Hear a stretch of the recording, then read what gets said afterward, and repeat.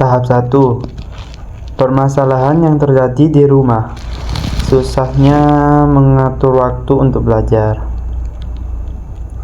Setelah kita mendiskusikan kelompok, siapa pengguna utama yang mengalami masalah ini? Masalah ini dialami oleh semua kalangan, tapi yang paling sering mengalami masalah ini adalah pelajar dan mahasiswa. Tapi masih ada kemungkinan untuk kalangan guru, orang tua, dan kalangan yang lainnya.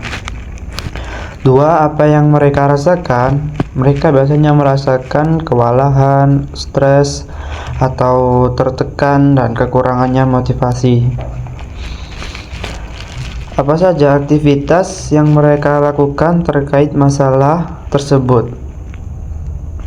Kebanyakan dari mereka biasanya selalu menunda-nunda belajar secara mendadak atau mencari cara instan seperti mencontek teman dan scroll terlalu lama atau bermain game terlalu lama. 4. Apa kebutuhan atau harapan tersembunyi yang mungkin mereka miliki? Kebanyakan dari mereka butuh motivasi dan dorongan ingin memiliki kontrol atas hidupnya, ingin cara belajar yang lebih mudah dan jelas, bukan sekedar disuruh-suruh belajar, serta butuh lingkungan yang mendukung.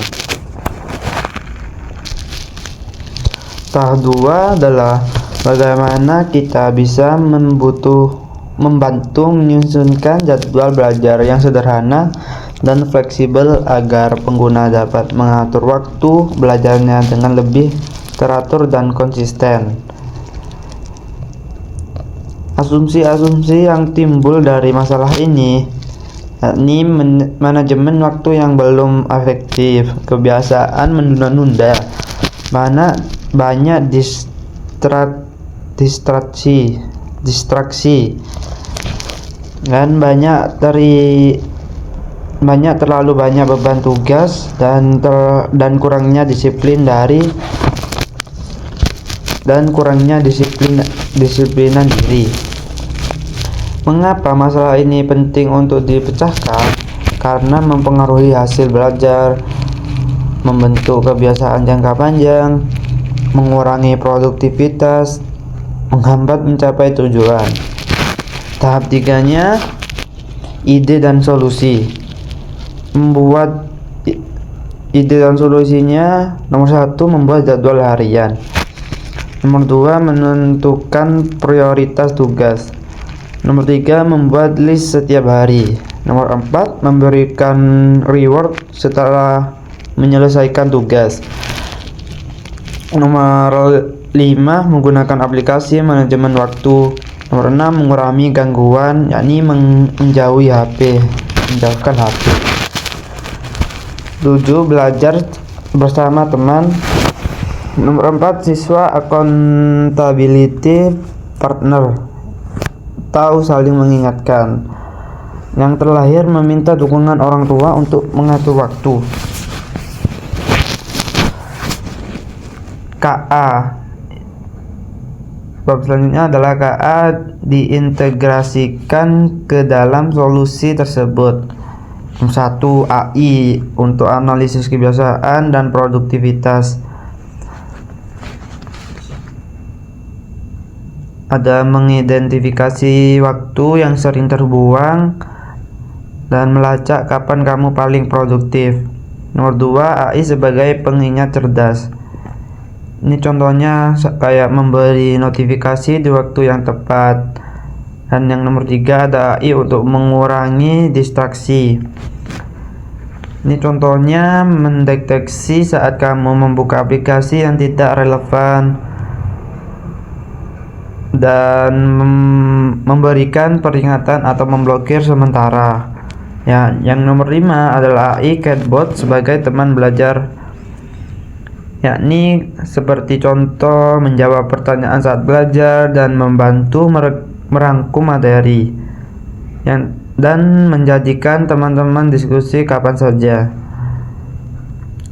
Terus ada bagian ide terbaik yang berpotensi dan inovatif untuk dikembangkan. Contohnya kayak AI chatbot sebagai teman belajar, dan AI untuk mengurangi distraksi. Kita lanjut ke tahap yang keempat. Satu, ide terbaik yang saya pilih adalah AI chatbot sebagai teman belajar, atau bisa disebut AI Smart Study Assistant. Penjelasannya singkat. Aplikasi AI yang berfungsi sebagai asisten belajar pribadi. Dengan AI membantu pelajar atau pengguna fokus belajar, mengurangi distraksi, serta menjadi chatbot teman belajar. Keterlibatan KA atau kecerdasan artifisial. 1. Mendeteksi dan mengurangi distraksi saat belajar. 2. Menjadi chatbot untuk membantu belajar dan menjawab pertanyaan.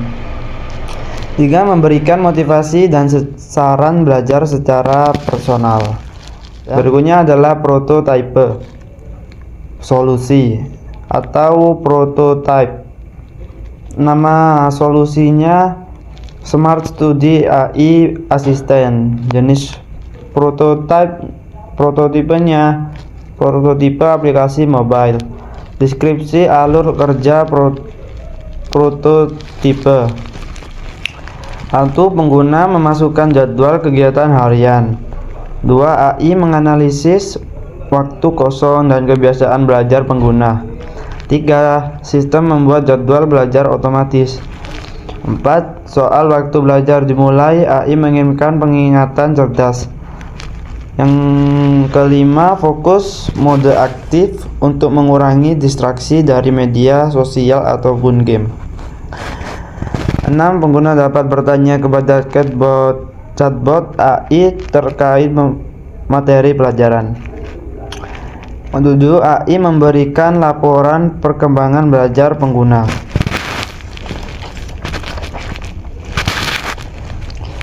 Dan fungsinya KA yang diimplementasikan dalam prototype adalah 1. Analisis kebiasaan pengguna. 2. Pengingat belajar otomatis. 3. Asisten pendeteksi distraksi. 4. Chatbot AI sebagai teman belajar. 5. Rekomendasi jadwal belajar personal. 4. Ide terbaik yang saya pilih adalah AI chatbot sebagai teman belajar, AI Smart Study Assistant. Penjelasan singkat. Aplikasi AI yang berfungsi sebagai asisten belajar pribadi. AI membantu belajar atau menggunakan fokus belajar, mengurangi distraksi, serta menjadi chatbot teman belajar. Keterlibatan KA, kecerdasan artifisial, mendeteksi dan mengurangi distraksi saat belajar, menjadi chatbot untuk membantu belajar dan menjawab pertanyaan, memberikan motivasi dan saran belajar secara personal. Prototype solusi prototype. Nama solusi Smart Study AI Assistant. Jenis prototype aplikasi mobile. Deskripsi alur kerja prototype. 1. Memasukkan jadwal kegiatan harian. AI menganalisis waktu kosong dan kebiasaan belajar pengguna. Sistem membuat jadwal belajar otomatis. Saat waktu belajar dimulai, AI mengirim pengingat cerdas. Fokus mode aktif untuk mengurangi distraksi dari media sosial ataupun game.